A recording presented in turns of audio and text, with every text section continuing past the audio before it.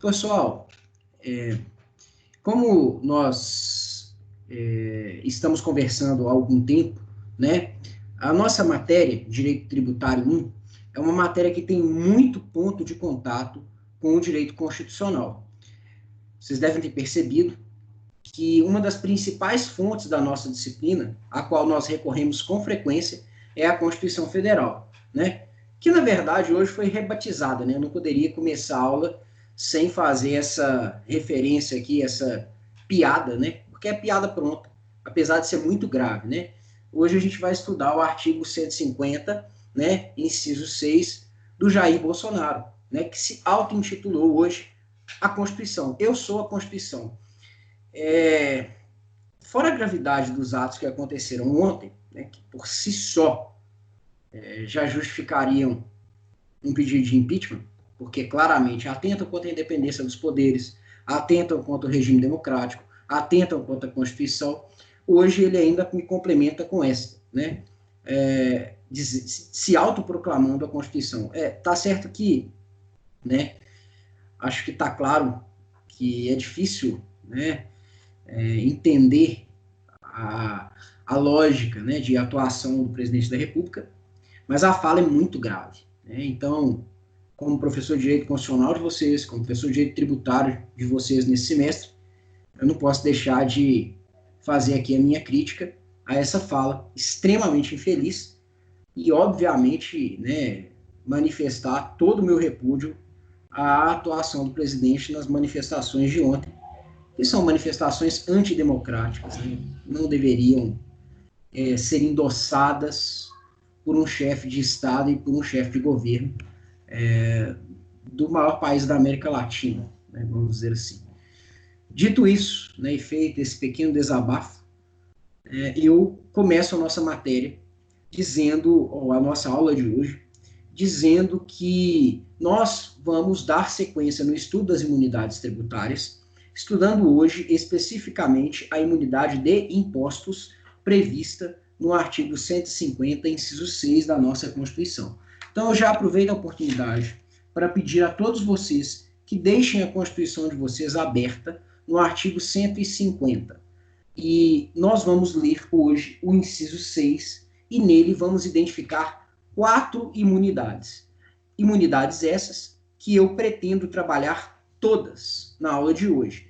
Não sei se vai dar tempo, porque, como eu disse, eu queria e pretendo trabalhar vários aspectos dessas imunidades, sem deixar passar nenhum tipo de detalhe relevante para a compreensão de vocês sobre a amplitude dessas imunidades.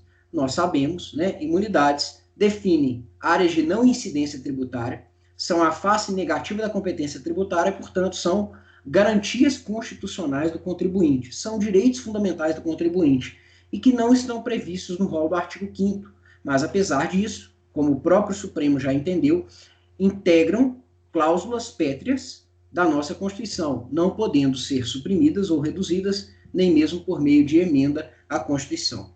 Tá certo?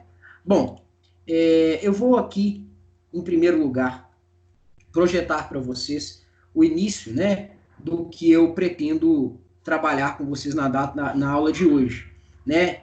Eu disse que vou trabalhar as imunidades de impostos previstas no artigo 150, inciso 6 da Constituição. Essas imunidades abrangem apenas impostos e não outras espécies de tributo, isso já precisa ficar bem claro.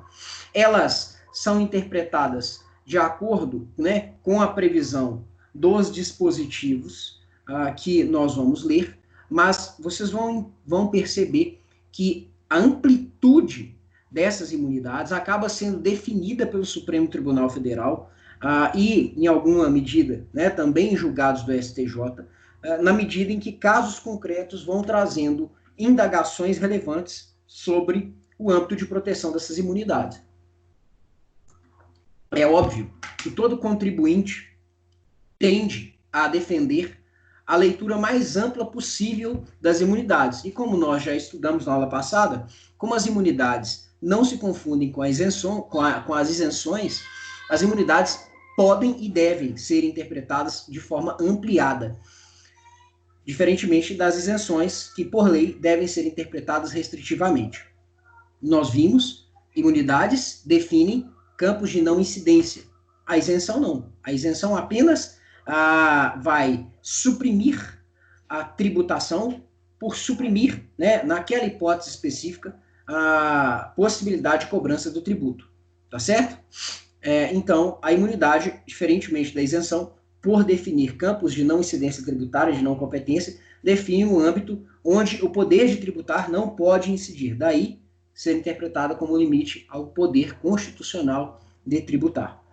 Nós, na aula passada, encerramos exatamente nesse ponto, dizendo que no artigo 150, inciso 6, há 4 imunidades que precisam ser estudadas.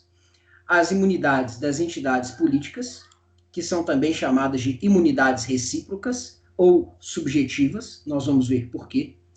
As imunidades sobre templos religiosos, as imunidades não autoaplicáveis, que incidem sobre partidos políticos, sindicatos de empregados, instituições de educação e entidades de assistência social, essas duas últimas, desde que sem fins lucrativos. E, por fim, a imunidade sobre livros, jornais, periódicos e papel destinado à sua impressão, também chamada de imunidade de imprensa. Tá certo?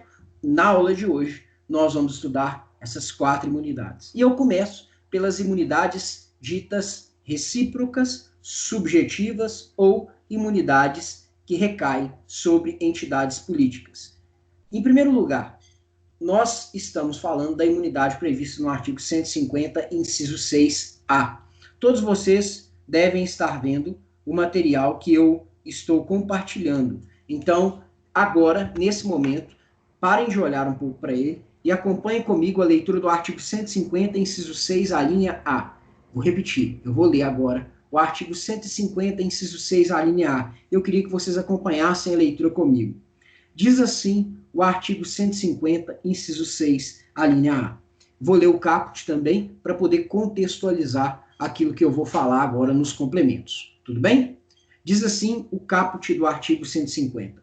Sem prejuízo de outras garantias asseguradas ao contribuinte, é vedado à União, aos Estados, ao Distrito Federal e aos municípios, ou seja, todos os entes federativos, todos os entes políticos, tá? Não podem o quê? Instituir impostos sobre a patrimônio, renda e serviços uns dos outros.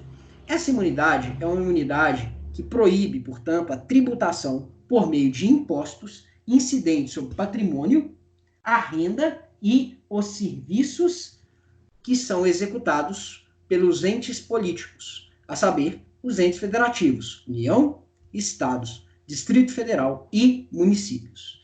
Por conta de esta imunidade ser uma imunidade que recai sobre os entes políticos, né, que então estabelece uma área de não incidência de impostos sobre patrimônio, renda e serviços de cada um deles, vedando, portanto, que um ente federativo tribute o outro ente federativo nesses 3 aspectos que eu acabei de mencionar, patrimônio, renda e serviços, nós chamamos essa imunidade imunidade mútua ou imunidade intergovernamental. Também podemos identificá-la, e assim ela o é por diversos autores, por imunidade recíproca, porque ela é compartilhada entre os entes federativos, ou imunidade subjetiva. Por quê? Porque ela é definida pela natureza do ente que está realizando a atividade. É só pelo fato de o ente ter a característica de ente federativo, ser pessoa jurídica de direito público interno, é que incide essa imunidade, tá certo? Imunidade, repito, não em decorrência apenas e tão somente desta condição, né, pessoal, mas especificamente, né, da condição pessoal e das atividades exercidas por esse ente político, tá certo? Ela é uma decorrência lógica do princípio federativo, por isso falar que ela visa garantir o pacto federativo e a unidade da federação. Ela, obviamente, é cláusula pétrea, como nós vimos, né, no artigo 60, inciso 4º, parágrafo 4º, perdão, artigo 60, parágrafo 4º, inciso 1, nós temos lá, como previsão de cláusula pétrea, né, a forma federativa de Estado, e, obviamente, um reflexo da forma federativa de Estado é exatamente a imunidade recíproca, que visa proteger exatamente o pacto federativo, o equilíbrio entre os entes federativos, de modo que esta garantia não pode ser suprimida sequer por emenda à Constituição. Já não poderia por ser garantia e direito fundamental, né? Ainda mais por garantir a rigidez do pacto federativo, tá certo? Nós, então, definimos com essa imunidade a ausência de capacidade contributiva das pessoas políticas em nome da supremacia do interesse público sobre o interesse privado e em nome da isonomia dos entes constitucionais. Os entes constitucionais, você sabe, são os entes federativos. Não existe hierarquia entre eles. Como não há hierarquia entre eles, mas âmbitos de competência diferenciados, nós temos, então, uma justificativa para a incidência da imunidade recíproca. Se não há hierarquia entre o ente central e os entes periféricos, nada mais justo do que proibir o ente central de tributar os entes periféricos e o contrário também, proibir os entes periféricos de tributar o ente central. Tributar em que tipos de atividades ou em que tipo de situações?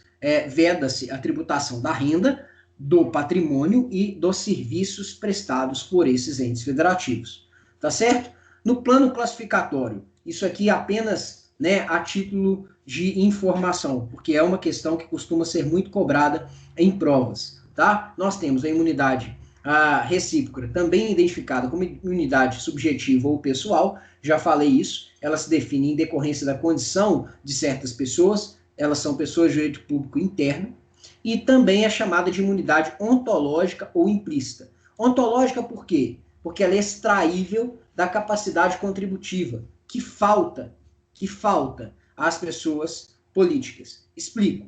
Capacidade contributiva, nós já vimos, né, a capacidade econômica para pagar, né, para efetivamente ser tributado e para pagar o tributo. De acordo com a imunidade recíproca, falta esta capacidade aos entes políticos, o que justifica a imunidade recíproca, né? E ela também é chamada de imunidade implícita. Por quê? Porque há uma decorrência desta imunidade, essa imunidade, melhor dizendo, decorre de alguns princípios erigidos na Constituição. Na verdade, ela é um corolário, uma consequência lógica de princípios como a capacidade contributiva e o princípio federativo. Professor, mas falar que ela é implícita, ela está expressamente prevista aí na Constituição, né? Você acabou de ler o 150, inciso 6, a linha A. Perfeito. Mas isso não impede de nós dizermos, como vários autores dizem, que ainda que ela não estivesse prevista expressamente, ela seria uma decorrência lógica de outros princípios constitucionais expressamente estabelecidos. E nesse aspecto, ela seria uma espécie de imunidade implícita, e por isso é assim classificada por alguns autores. Beleza?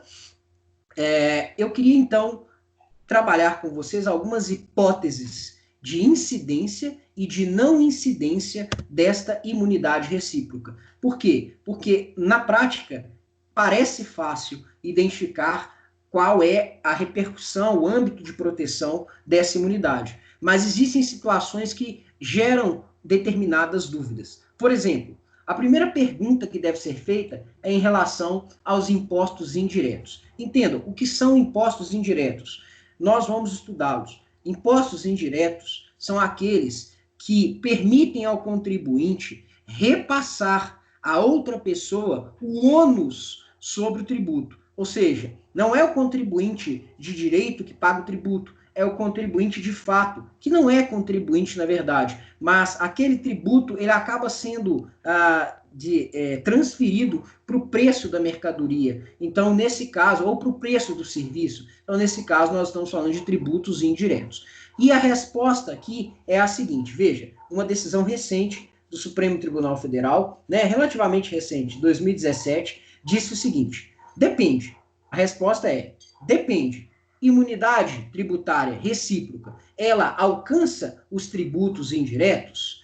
A imunidade tributária subjetiva é aplicada se a entidade imune for contribuinte de fato, ou seja, ela não é o contribuinte de direito, ela é apenas aquele que suporta o ônus tributário na medida em que ela adquire produtos. A resposta do Supremo Tribunal Federal para a pergunta, né, se quando nós estamos falando de imunidade recíproca, nós também estamos falando de impostos indiretos, depende. Depende do quê? Depende. Se a entidade imune for contribuinte de direito, ou seja, se ela de fato for o contribuinte e estiver repassando o ônus tributário para outra pessoa no preço de um serviço ou no preço, né, de uma determinada circulação de mercadorias, nesse caso, há que se falar em imunidade subjetiva. Ela não vai pagar o tributo, ela é imune. Agora, se ela, a entidade imune, for contribuinte de fato, ou seja, se ela estiver adquirindo um produto, nesse caso, não incide a imunidade subjetiva. Por que que o Supremo entendeu assim? Ele disse basicamente o seguinte, que está aqui em cima, tá? Eu faço sempre um resuminho da decisão, né, seguindo a lógica do dizer o direito. Inclusive, algumas dessas decisões, ou a maior parte delas, eu extraio do site Dizer o Direito, que eu já indiquei para vocês, é um excelente site, né, para consulta de conteúdo jurídico, principalmente de jurisprudência.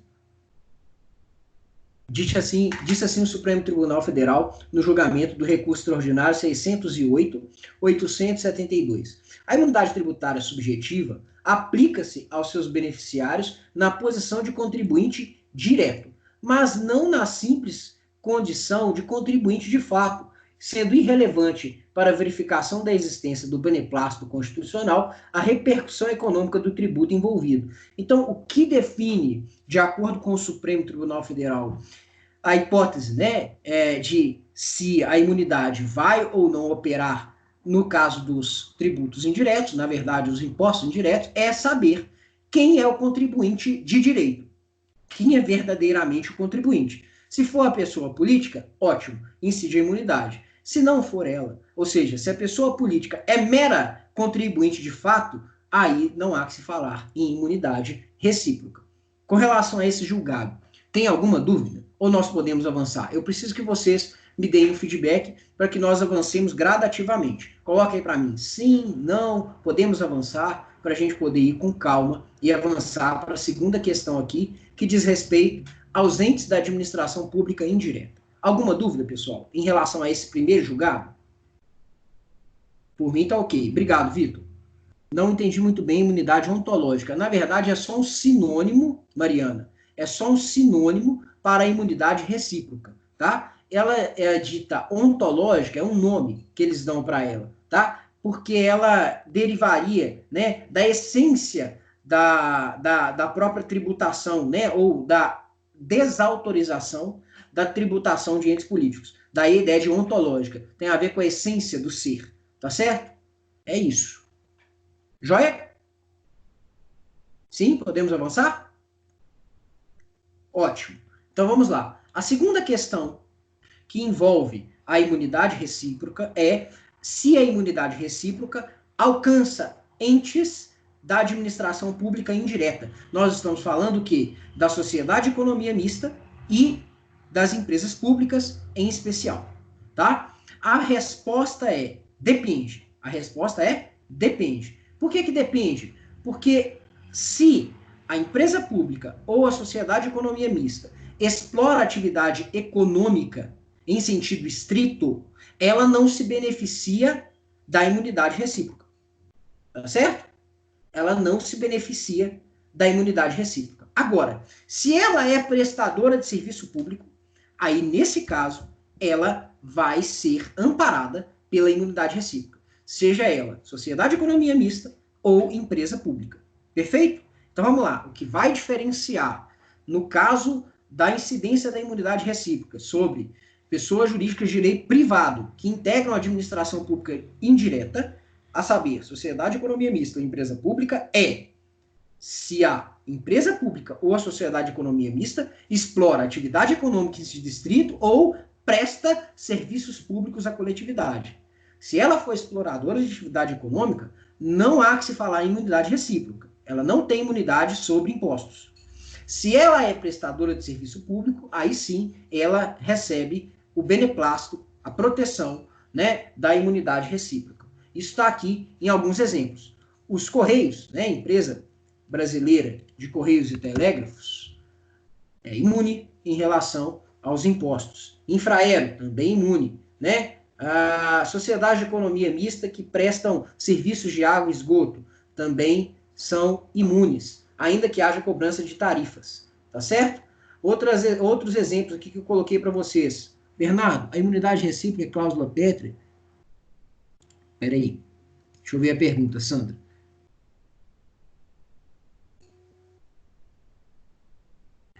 Exatamente.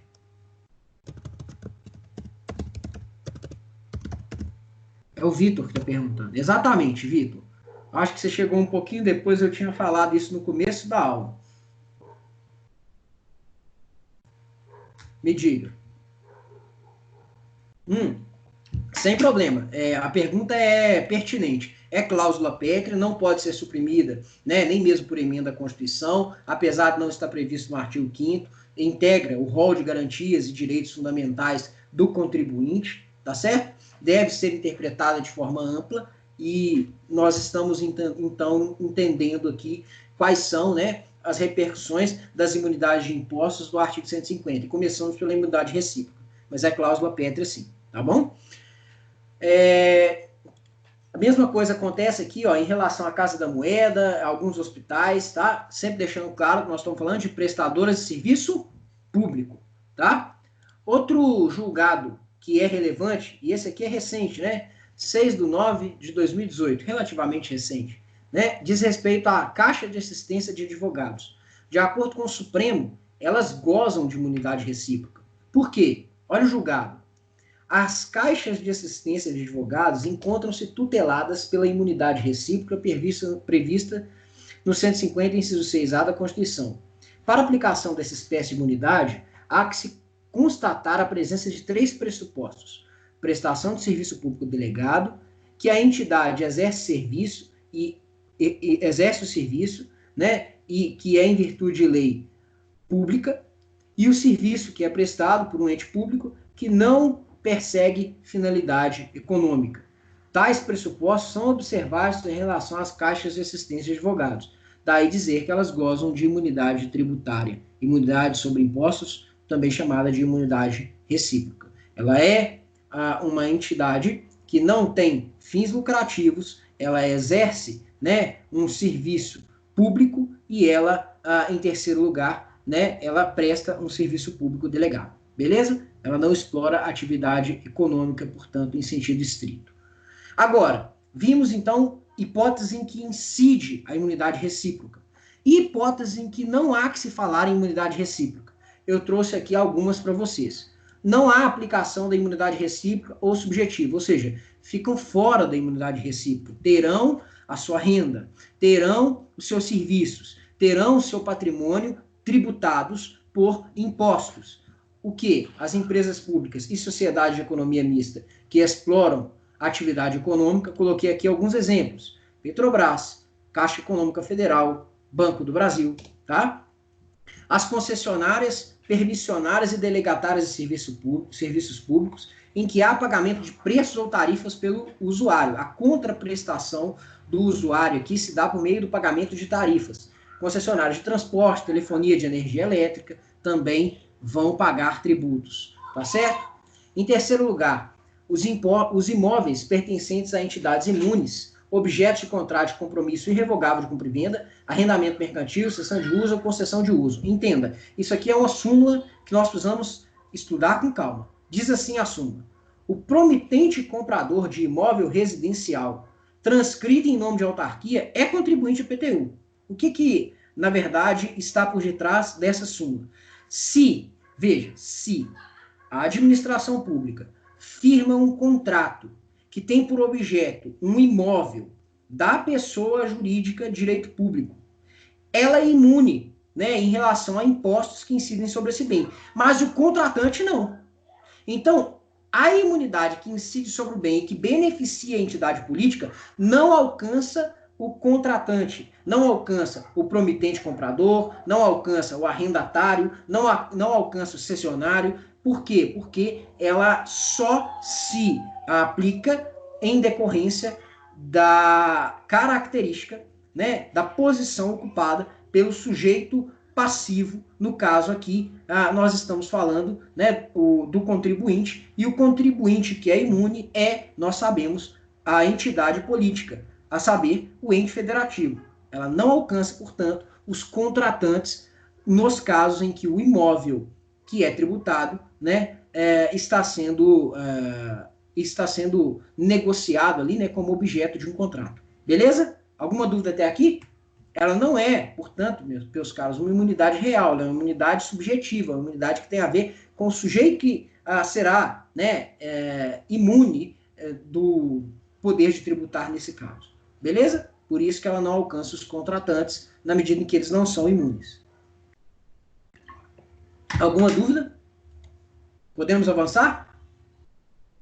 Coloca aí para mim sim. Podemos avançar? Não? Aí nós vamos repetir. Por favor. Alguma dúvida, gente? Ok, obrigado, Vitor. Então vamos continuar. Também não são alcançados pelas imunidades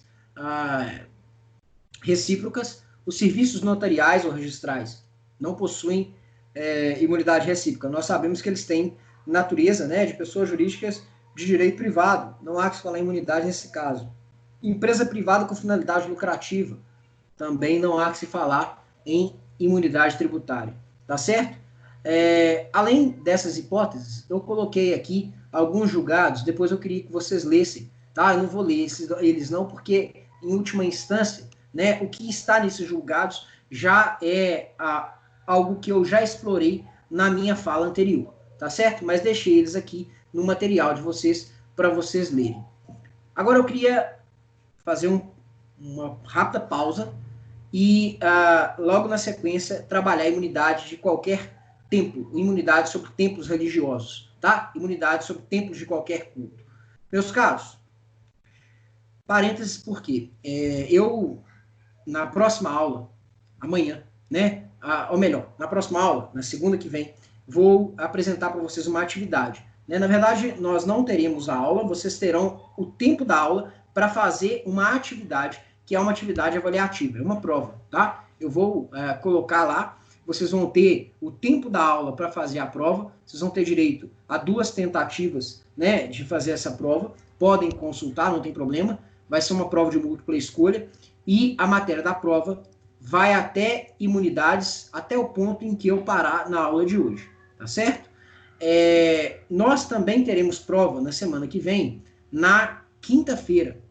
Eu já combinei com a professora Silvia, os 2 horários serão destinados a provas. Então, vocês vão ter o horário da aula dela e o horário da minha para fazer a prova dela e a minha prova, com 2 tentativas. No meu caso, não sei como é que ela vai fazer em relação a isso. Não deixem de fazer, entrar na aula, fazer a avaliação. Por quê? Porque se você não fizer, sua atividade vai ser zerada, tá bom? Eu, inclusive, tinha que ter dito isso no começo da aula, não falei, né? Então, eu estou parando a aula aqui, porque eu me lembrei, e aí é importante que eu diga isso para vocês.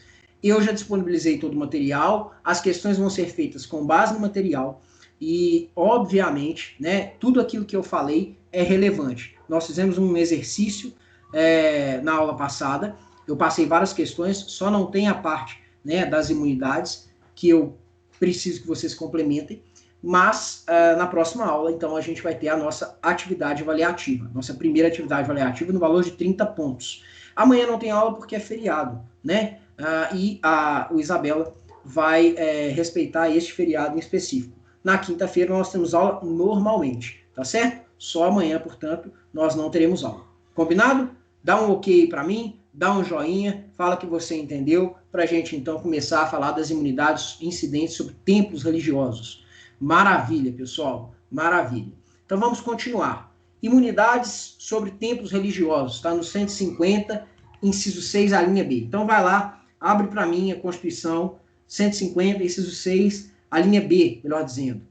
Agora eu não vou ler o 150 caput, não, vou ler só o inciso e a linha, tá? Então é vedado aos entes políticos instituir impostos sobre templos de qualquer culto. Bom, quando a gente fala em templos de qualquer culto, a gente já sabe, que essa imunidade tem uma relação muito clara com um direito fundamental essencial, que é o direito à liberdade de crença, né? Que não engloba só a liberdade de crença, mas também a liberdade de consciência, porque é a liberdade de crer e também de não crer. A liberdade de escolher uma determinada filosofia de vida ou uma determinada concepção, né, religiosa para nortear a sua vida para além do aspecto só material, ou eventualmente a liberdade para não ter esta abertura, né, para optar por seguir a vida de acordo com uma visão de mundo que não se abra a essa possibilidade. É em decorrência do direito à liberdade de culto, o direito à liberdade, né, religiosa, que nós temos essa imunidade, que acaba sendo um instrumento para viabilizar a liberdade de crença. Por quê? Porque se houvesse tributação sobre templos, eventualmente determinadas crenças poderiam se ver prejudicadas por essa tributação, o que inviabilizaria até mesmo, se vocês pararem para pensar, determinados tipos, né, de atividade religiosa. É por isso que nós dizemos, por isso que nós dizemos, né, com base no que eu acabei de explicar, que essa imunidade decorre da liberdade religiosa, liberdade de culto, prevista no artigo 5º, inciso 6. E ela também é uma decorrência lógica do princípio da laicidade, que está previsto no artigo 19, inciso 1, né, segundo o qual o Estado não tem uma religião oficial, o Estado não tem uma obrigação de fomentar determinados cultos, o Estado tem que tolerar as mais diversas expressões religiosas, justamente porque ele é laico, e esta é uma garantia, inclusive, daqueles que professam fé, porque se o Estado não tem uma religião oficial, isso significa que ele não pode privilegiar uma religião em detrimento de outra. Isso tem muito a ver com a origem do Estado de Direito, e as pessoas, acho eu, ignoram essa realidade hoje em dia por desconhecer a história e por desconhecer toda a discussão em torno de liberdades que surgiu no início do Estado de Direito. Toda a discussão hoje que pesa no Brasil, infelizmente, né, em torno da liberdade de crença, me parece ser uma discussão um pouco destoada. Destoada por quê?